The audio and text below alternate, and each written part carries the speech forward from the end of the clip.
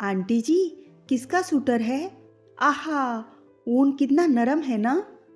काम वाली बाई संतो की 6 साल की बेटी सलोनी ने सविता की गोद में रखा ऊन का नरम गोला अपने नन्हे हाथों से दबाया तो सविता ने उसे बरामदे की ओर जाने का इशारा करते हुए घुड़का। जाओ, उधर जाकर बैठो। बावजूद इसके सलोनी ऊन के गोले पर टकटकी लगाए वहीं खड़ी रही तो गुस्से को दबाती सविता ऊन सलाई थैले में डालकर कमरे में चली आई। यहीं बुल लेती हूँ, वहां संतो की बेटी सिर पर खड़ी स्वेटर ही ताकती रहेगी। सविता की भुनभुनाहट सुनकर रमेश जी ने घूरते हुए कहा, ताकने से स्वेटर बिगड़ जाएगा क्या? तुम्हें क्या पता, ये लोग अभावों में पले होते हैं। इनके हाथ साफ हो न हो, नजरों में कचरा होता है। ललचाई नजरें अच्छी नहीं होती। रमेश जी को पत्नी की ये बात नागवार लगी, सो चिढ़कर वहां से उठ गए। सविता की आंखें फिर से सलाइयों पर टिक गईं। आजकल उन्हें स्वेटर के अलावा कुछ नहीं सूझ रहा था। दरअसल उनकी इकलौती बेटी रागिनी दिल्ली से अपने पति और 6 साल की बेटी परी के साथ जयपुर आ रही है। दामाद सुमित का सेमिनार जयपुर के 5 सितारा ग्रैंड होटल में उसी दिन होना है जिस दिन परी का जन्मदिन है। ऐसे में रागिनी और सुमित ने निर्णय लिया कि बेटी का जन्मदिन जयपुर में ग्रैंड होटल में ही मना लेंगे। नातिन को बर्थडे गिफ्ट में देने के लिए सविता हूबहू वैसा ही स्वेटर तैयार कर रही हैं जैसा रागिनी ने अपने छठे जन्मदिन पर पहना था। माँ बेटी अपने छठे जन्मदिन पर एक सा स्वेटर पहनी हो, ये कल्पना ही सविता को खुशी से सराबोर कर जाती है। जबकि रमेश जी ने स्वेटर बुनते देख उन्हें पहले दिन ही टोक दिया। आजकल हाथ का बुना पहनता कौन है?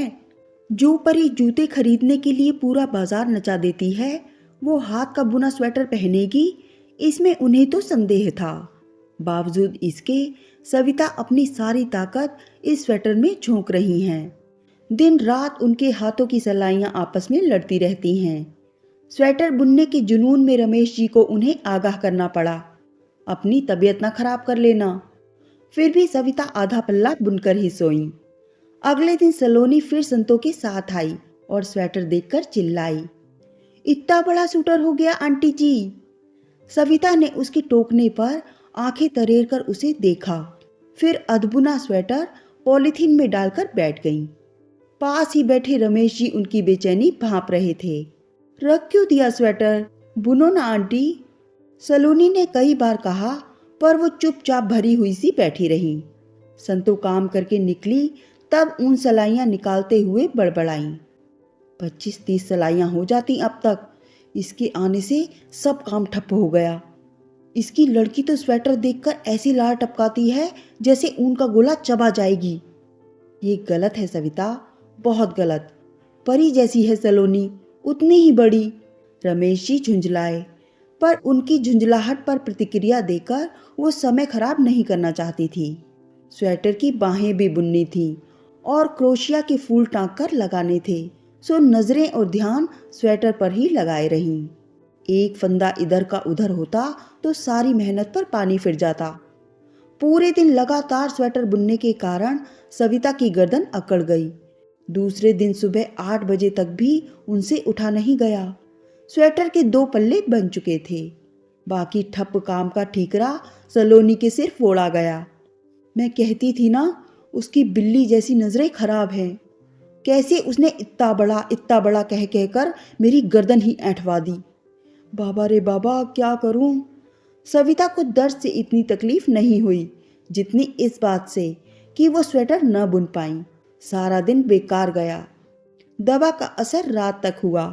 रमेश जी सो गए तो धीमे से उठकर बेड पर तकियों का ढेर लगाकर सावधानी पूर्वक पीठ टिकाकर आस्तीन के लिए फंदे डाले और सलाइयों पर आंखें गड़ा दी। इस बार वो अपनी गर्दन के प्रति सतर्क थी। आधी रात बीत गई। आधी बाजू बुन लेने के बाद उन्होंने सलाइयां रख दी। सुबह रमेश जी उन्हें अपना ध्यान रखने को कहकर ऑफिस के लिए निकल गए। उनके निकलते ही सविता स्वेटर वाला पॉलिथीन उठा लाई। बुनना शुरू ही किया था कि संतो आ गई और पीछे पीछे सलोनी। सलोनी को देखते ही पॉलिथीन में ऊन सलाइयां डालते हुए सविता ने संतो से पूछा, ये आजकल तुम्हारे साथ क्यों आती है? क्या करूं भाभी, अम्मा गांव गई हैं, किसके भरोसे छोड़ाऊं? हफ्ता 10 दिन की बात है, सो लिए आती हूं। ठीक है, तुम जल्दी काम निपटा लो। अनमने भाव से कहकर वो वहां से उठी और बरामदे में आड़ में बैठकर सलाइयां निकालने ही लगी थी कि सलोनी की आवाज आई। आंटी जी, कितना बुना, दिखाओ। कोफ्त भरी उसास भरते हुए, मन मसोस कर, उसकी मौजूदगी स्वीकारते हुए उन्होंने बुनाई शुरू कर ही दी। हाय आंटी जी, कितनी जल्दी जल्दी बिनती हो। 2 दिन पहले ही सलोनी के आगे के एक और टूट गए दांतों के कारण बोले शब्दों से हवा सी निकली। चुप, नजर मत लगा, हट इधर से। सविता की धीमी घुड़की को झाड़ू लगाने आई संतों ने सुन लिया। संतों के फूले चेहरे को देख सविता का मन ये सोचकर बैठ गया कि कहीं संतों जैसी नेक काम वाली इस अपमान का बदला काम छोड़कर ही न ले ले। इस ख्याल से उनका मन अनमना सा बना रहा। शाम को संतो सलोनी के साथ आई, तब जाकर उन्होंने चैन की सांस ली। प्रायश्चित के रूप में स्वेटर पॉलीथीन में रखकर छिपाने की कोशिश भी नहीं की। आदत से मजबूर सलोनी उछलते कूदते फिर उनके सामने आ खड़ी हुई और ताली बजाकर बोली, आहा, कितना सुंदर लग रहा है ना स्वेटर, है ना आंटी जी? तुम्हें अच्छा लगा ना? सविता ने बनावटी मुस्कान के साथ संतों को सुनाते हुए सलोनी को कुछ दुलराया। और तो और संतों की मौजूदगी आसपास महसूस करते हुए स्वेटर को सलोनी के पास ले जाकर परी की लंबाई ऊंचाई का माप भी लिया, पर हकीकत में सावधानी पूरी बरती कि कहीं स्वेटर के पल्ले सलोनी की मटमैली फ्रॉक से छू न जाएं। संतों की चेहरे की कोमलता कह रही थी कि अपनी मालकिन की इस उदारता पर वो संतुष्ट है। शाम तक स्वेटर के पल्ले और बाहें जुड़ गई थीं। देर रात तक वो क्रोशिया के गुलाबी फूल काढ़ काढ़ कर टांगती गईं। सुंदर बटनों और सफेद गुलाबी फूलों से सजे स्वेटर में 4 चांद लग गए। घेरदार बैंगनी गुलाबी रंग की ऊनी फ्रॉक पहने परी की मनमोहक छवि उनकी आंखों में तैरती रही। आखिर वो दिन भी आ गया जब घर चहल पहल से गुलजार हो गया। बेटी दामाद की खातिरदारी में दौड़ दौड़कर उनके पांव दुखे जाते थे। बड़ी मेहनत से गट्टा, सांगरी, अचारी आलू, जलेबी और न जाने क्या क्या पकवान बनाए गए, पर अफसोस सब बस चकते भर ही थे। डाइटिंग और फूड चार्ट को फॉलो कर रही रागिनी सुमित के साथ उनकी 6 साल की परी भी खाने को लेकर कम तुनक मिजाजी नहीं दिखाती थी। सविता से कहती, नानी, आपके हाथ के बने पराठे खाए तो मैं मोटी हो जाऊंगी। मम्मी, ये तो अभी से मॉडल वाली डाइट फॉलो कर रही है। याद है हम लोग कैसे ठूस ठूस कर खाते थे, पर आज की जनरेशन कितनी कॉन्शियस है। ये कहकर रागिनी परी पर बलिहारी होती तो सविता कहती, तुम लोगों को हो क्या गया है? बित्ते भर की लड़की के इतने नखरे अच्छे हैं क्या? अरे, लड़की के शरीर में बचपन का खाया पिया ही तो लगता है। नींव पक्की हो तो आगे कोई कष्ट नहीं होता।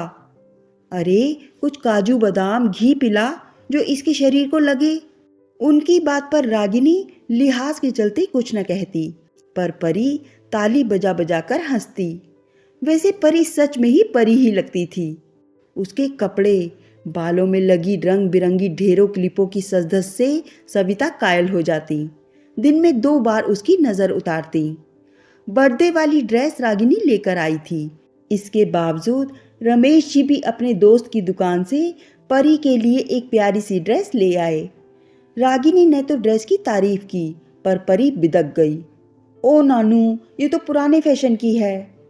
उसके इतराने पर रमेश जी खिसिया गए। सुमित ने परी को हल्का सा डांटा। रागिनी ने समझाया, वेरी बैड, नानू इतने प्यार से लाए हैं और तुम ऐसे बोलती हो। परी के नखरे और पति का खिसियाया चेहरा देख सविता को न चाहते हुए भी परी पर गुस्सा आया। उसके ऐसे नखरे देखकर स्वेटर देने का ख्याल डगमगाने लगा। परी का जन्मदिन होटल में पूरी शान शौकत से मनाया गया। बर्थडे के हंगामे में उनके हाथ के बुने स्वेटर की ललक कहीं दबी रही। उनके जाने से 1 दिन पहले फुर्सत के पलों में रागिनी परी को अपने बचपन का एल्बम दिखा रही थी। रागिनी के जन्मदिन के फोटो को देखकर परी जोर से हंसी। मम्मी, आप इस ड्रेस में कितनी फनी दिखाई दे रही हैं। और आपका हेयर स्टाइल। शट अप परी। रागिनी ने उसे घुड़का तो सविता ने कौतूहल से एल्बम में झांका, जिसमें केक काटती रागिनी हूबहू वैसा ही स्वेटर पहने थी जैसा उसने परी के लिए बुना था। रागिनी के लंबे बालों की खजूरी चोटी में ढेर सारी रंगीन क्लिप लगाई गई थी। प्यारी सी रागिनी की फोटो परी को फनी लग रही है। ये देख सविता हैरान हो गई और परी से बोली, कितनी तो सुंदर लग रही है तेरी मम्मी। मैंने तेरे लिए भी बुना है ऐसा स्वेटर। नो नो नानी प्लीज। परी इठलाई तो रागिनी कहने लगी, मम्मी अब कौन बुनता है ये सब। सब रेडीमेड, वो भी ब्रांडेड पहनते हैं। आपने जो पिछली बार स्वेटर बुना था उसे तो इसने हाथ भी नहीं लगाया। मुझे बहुत बुरा लगता है, ना किसी को दे सकती हूँ और ना ये पहनती है। आपकी मेहनत देखकर ही उस स्वेटर से इमोशनली अटैच हूँ, पर प्लीज़ अब दूसरा मत बनाना। आपकी मेहनत ये बच्चे डिजर्व नहीं करते। रागिनी सा हूबहू स्वेटर परी के लिए बन चुका है। इसे शायद रागिनी मजाक समझे बैठी थी, तभी वो ये बात सहजता से बोल गई। सविता कुछ देर की चुप्पी के बाद धीरे से बोली, तूने तो परी को बहुत जल्दी बड़ा कर दिया। अभी से अपने पहनावे व रख रखाव और खाने पीने के मामले में अपनी चलाती है। मुझे याद है तू कैसे मेरे हाथ के बनाए कपड़े पहनकर पूरे घर में इतराती फिरती थी। रात को बिस्तर में जाने पर भी उन्हें बदलने का नाम नहीं लेती थी। हाँ मम्मी, सब याद है। हम कितने सिंपल थे और इन्हें देखो, अभी से खाने कपड़े के मामले में कितने चूजी हैं। क्या करें, वो इसलिए क्योंकि तुमने उसे चूज करने के मौके खुद दिए हैं। अरे मम्मी, आजकल के सब बच्चे करते हैं। टीवी, इंटरनेट, क्या नहीं है आजकल के फैशन को जानने के लिए। और इस पर तो मॉडल बनने का फितूर चढ़ा है। हाय, जाने कैसे बड़ा करूंगी मैं इसे। ये कहते हुए रागिनी सविता की गोद में लेट गई तो सविता उसके सिर को सहलाने लगी। आज बेटी पर बहुत प्यार आया। 3 दिन तो भागा दौड़ी में जैसे बीते, उससे तो लगा ही नहीं कि रागिनी उसके इतने पास है। सुन, रमेश जी की लाई ड्रेस भी इसे पसंद नहीं आई है, फिर क्या करें। सविता के पूछने पर रागिनी कुछ सोचकर बोली, कुछ नहीं मम्मा, पापा कितने प्यार से लाए हैं इसलिए उसे बदलना नहीं चाहती। उन्हें बुरा लगेगा। नाना की दी हुई ड्रेस है, संभाल कर रखूंगी। कहकर सविता चुप हो गई।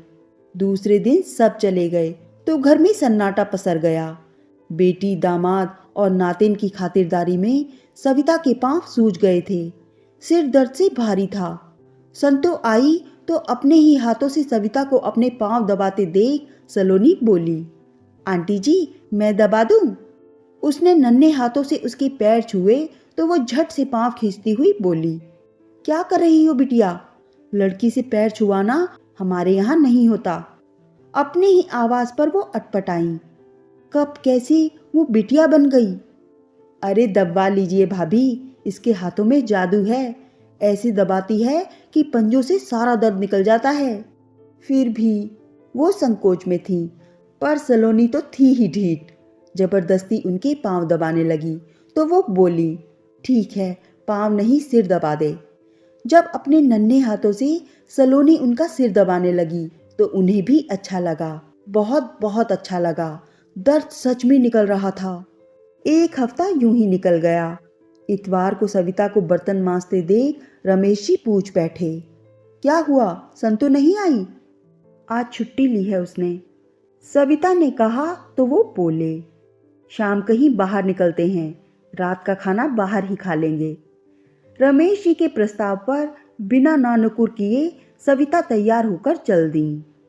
रात 10 बजे तक दोनों वापस आए तो फाटक के पास अंधेरे में संतों को अखबार से ढकी थाली लिए खड़े देखा। अरे तू इस वक्त यहाँ? रमेश जी चौंके तो संतों के पीछे खड़ी सलोनी इठलाते हुए सामने आई। अंकल जी, आज मेरा जन्मदिन था, ये आपके लिए केक है, खाने में गुलगुले, पकौड़ी और। सहसा संतों ने उसके मुंह पर हाथ धर दिया। रमेश जी सलोनी को हैरानी से देख रहे थे। सांवला चेहरा, चमकीले बटनों वाला घेरदार बैंगनी और गुलाबी ऊनी फ्रॉक से दमक रहा था। ये तो, वो कुछ बोले उससे पहले ही सविता बोल पड़ी। अरे वाह, तू तो बड़ी सुंदर लग रही है।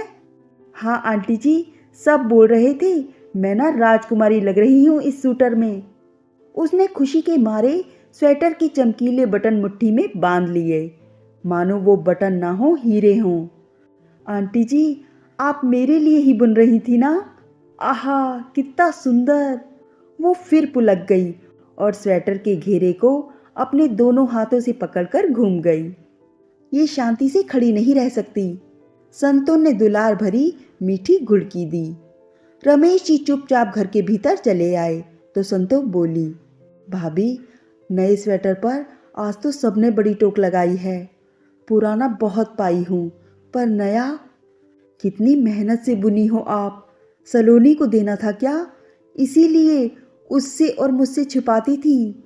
हाय, आप बीमार भी हो गई थीं। ये कहते हुए उसका गला भर सा आया। कुछ पल अजीब सा मौन पसरा, फिर वो बोली, अब चलूं? इसकी नज़र उतारनी पड़ेगी। ना, इस स्वेटर की नज़र उतार देती हूँ। उन दोनों को उत्साह से उमगते देख सविता का जी भर आया। आंटी जी, ये सूटर मैं हमेशा अपने जन्मदिन पर पहनूंगी। अच्छा, तो क्या इतनी बड़ी ही बनी रहेगी हमेशा? अगले जन्मदिन की अगले जन्मदिन में देखेंगे। अभी तो इसे खूब पहन, सविता ने हंसते हुए कहा। संतों के जाने के बाद वो खुशी खुशी घर के भीतर आईं। रमेश जी ने कुछ पूछा नहीं तो वो बोली, तुम पूछोगे नहीं मैंने उसे क्यों दिया? तुम्हारा खिला चेहरा सब चुगली कर रहा है। रमेश जी के ऐसा कहने पर सविता बोली, सच कहूं, ईश्वर के प्रताप से परी के पास कपड़ों की कमी नहीं, पर एक यही वजह नहीं थी जो स्वेटर संतों की बिटिया को दिया। दरअसल उस स्वेटर को बुनने में मेरी जो मेहनत लगी है, मैं उसकी सच्ची तारीफ वसूलना चाहती थी। अगर मैं परी को दे भी देती तो वो इसे बेमन से लेती, क्योंकि उसके टेस्ट पर मेरी भावनाएं खरी नहीं उतरती। रागिनी मेरा मान रखकर जीवन भर उसे सहेजती, पर इन सब में मेरी मेहनत का मूल्य शून्य होता। पर इस बच्ची के माध्यम से मैंने अपनी मेहनत की एक एक बूंद निचोड़ ली है। आप वो पल देखते रमेश जी, जब इस स्वेटर को मैंने उन नन्हे हाथों में दिया। उफ, अविश्वास, खुशी और उत्साह के रंग से रंगा सलोनी का वो मासूम चेहरा मैं जीवन भर नहीं भूल सकती। ठीक किया ना मैंने? मुझे तुम पर गर्व है, रमेश जी मुस्कुराते हुए बोले। रात को सोते समय आंखें मूंदी तो एक बार फिर सविता की बंद पलकों में सलोनी घूम गई। ये लो, तुम्हें पसंद था ना? अब ये तुम्हारा है, आज शाम इसे ही पहनना। सपने से जागृत अवस्था में आती सलोनी मानो किसी सम्मोहन से छूटी थी। विश्वास हो जाने पर कि स्वेटर उसका ही है, वो बावली सी स्वेटर पकड़े नाच ही उठी। बार बार स्वेटर को चूमती सलोनी उनके दिमाग से हट ही नहीं रही थी। आंखें मूंदे, होठों पर मुस्कान लिए सविता को परम संतोष के सागर में गोते लगाते देख रमेश जी भी मुस्कुरा रहे थे। नींद में भी वो बुदबुदा उठती थीं। सच रमेश जी, सलोनी को स्वेटर देकर बड़ा अच्छा किया, बहुत सुख मिला। काश उस समय आप उसका चेहरा देखते, काश।